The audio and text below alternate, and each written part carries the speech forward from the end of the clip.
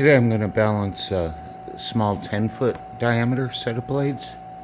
This is a machine that was built right out of our book at a class years ago. It's pretty well made 10-foot blades, made out of western red cedar. I'm replacing the windmill that was built by a student a year ago at my house that has been utility tied.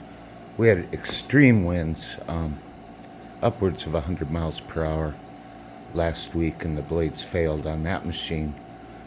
I may put these blades on the same machine, or I may try out a different turbine. They're all about the same. They're all 10-foot machines.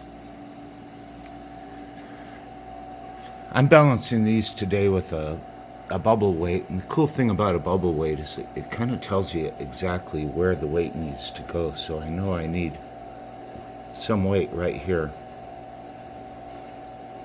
And with the wooden hub, it makes it pretty easy to screw stuff down wherever I want it. So I've got some bits of lead here. I've already kind of played with this some, but you can kind of see it's very simple.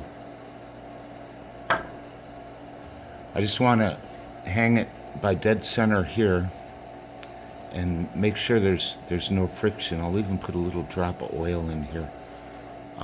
Maybe that's getting a bit too careful, but this system works really well, and it's easier than the way I used to do it. So I've got this piece bent to fit in the middle here, and I kind of know that this is going to get it. So I'm a little light over here, so I move this weight there, and maybe out a little bit. There. I'm getting pretty close.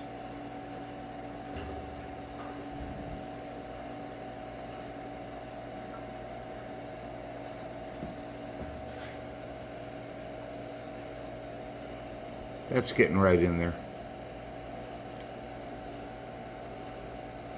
Anyhow, I'm going to do that and put this tower up today. Maybe I'll shoot a video taking down the old machine and putting the new one up.